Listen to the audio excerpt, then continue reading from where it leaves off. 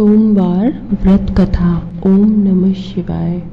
सोमवार व्रत 3 प्रकार का होता है। साधारण सोमवार, सोम प्रदोष और 16 सोमवार। सोमवार व्रत विधि बहुत साधारण होती है। शिव पार्वती का पूजन किया जाता है और प्रदोष काल में पूजन विधि की जाती है। एक समय साधारण भोजन किया जा सकता है। तो कथा इस प्रकार से है। सोमवार व्रत कथा।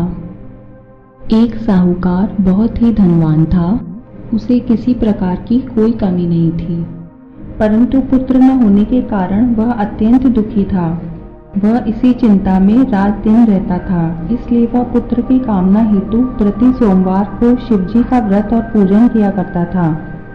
सायंकाल को जाकर शिवजी के मंदिर में दीपक जलाया करता था।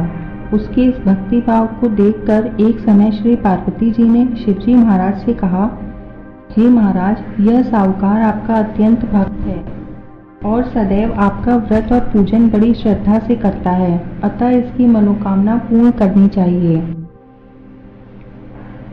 शिवजी ने कहा, पार्वती जी, यह संसार कर्म क्षेत्र है। जिस प्रकार किसान खेत में जैसा बीज बोता है वैसा ही फल काटता है, उसी तरह इस संसार में जो जैसा कर्म करता है वैसा ही फल भोगता है।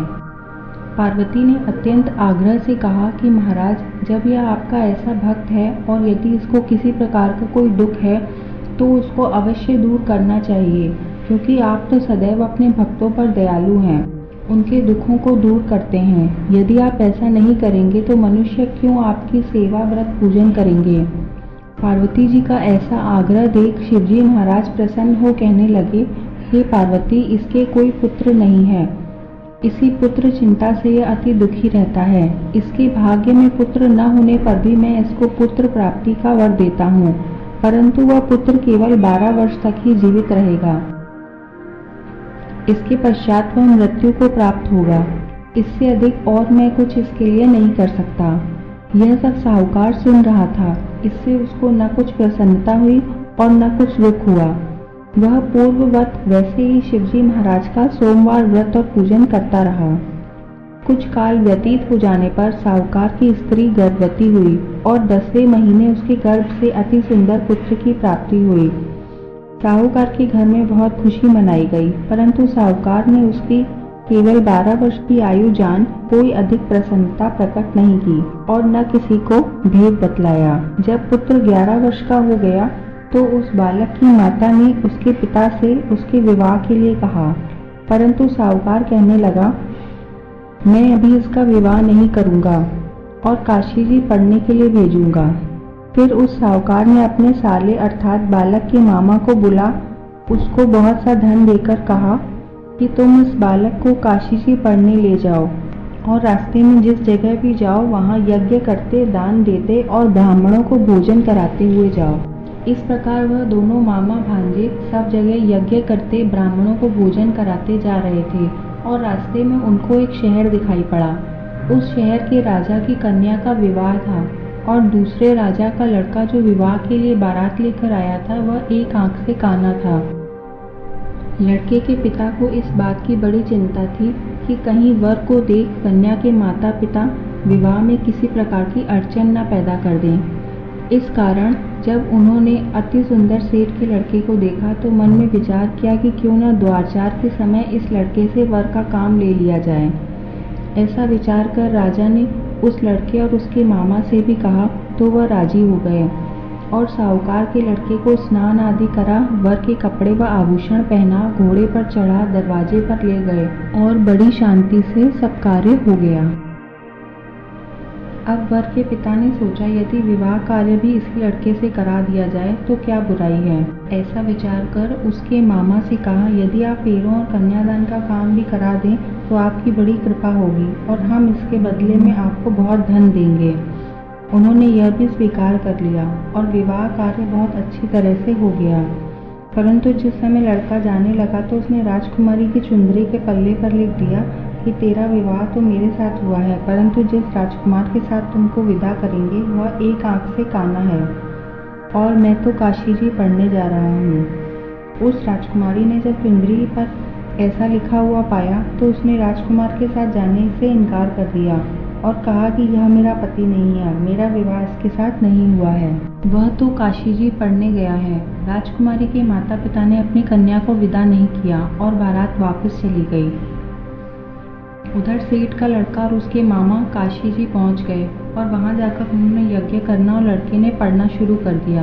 जब लड़के की आयु 12 वर्ष की हो गई तब एक दिन उन्होंने यज्ञ रच रखा था कि उस लड़के ने अपने मामा से कहा, मामा जी आज मेरी तबीयत कुछ ठीक नहीं है। मामा ने कहा कि अंदर जाकर सो जाओ।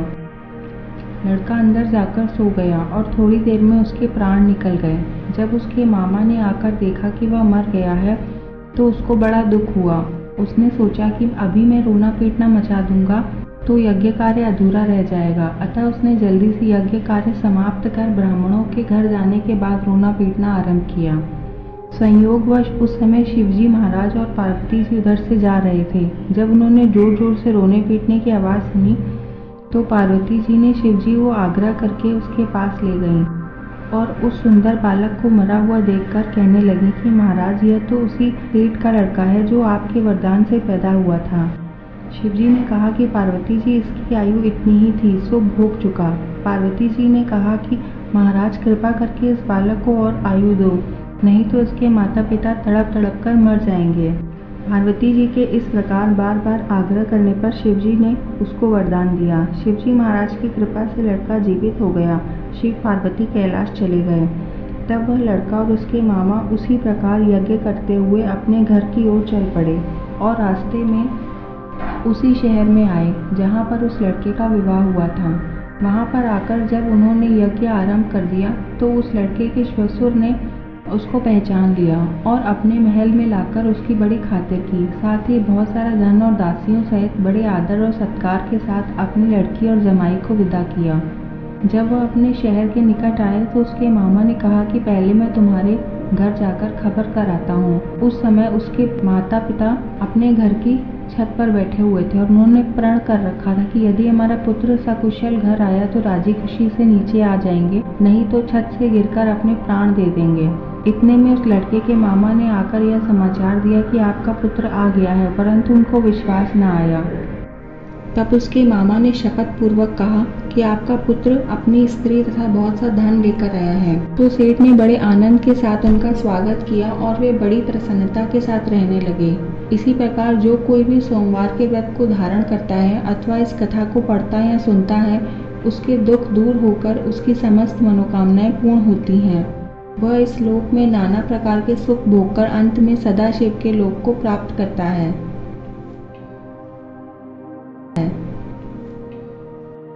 आरती श्री शिव जी की। जय शिव ओंकारा प्रभु हरि शिव ओंकारा, ब्रह्मा विष्णु सदा शिव अर्धांगी धारा। ओम जय शिव ओंकारा। एकानन चतुरानन पंचानन राजे, स्वामी पंचानन राजे। हंसानन गरुड़ासन वृषवाहन साजे। ओम जय शिव ओंकारा। दो भुज चार चतुर्भुज दश भुज ते सोहे, स्वामी दश भुज ते सोहे। तीनों रूप निरखता त्रिभुवन मन मोहे, त्रिभुवन जन मोहे। ओम जय शिव ओंकारा।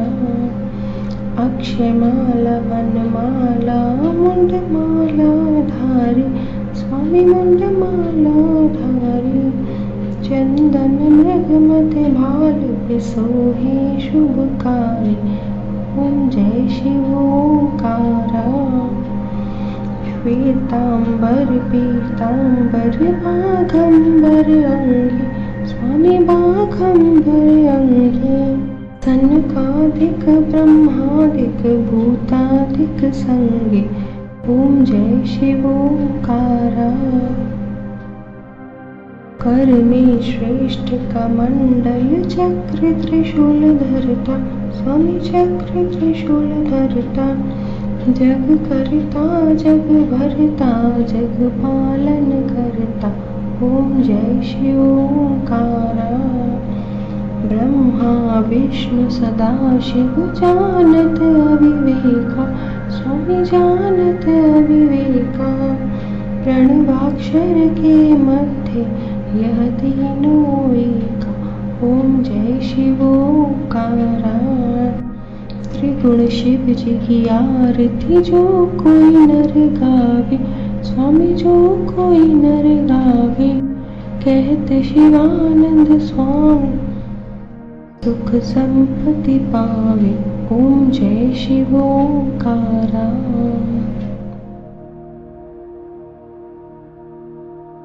आप सभी का बहुत बहुत धन्यवाद।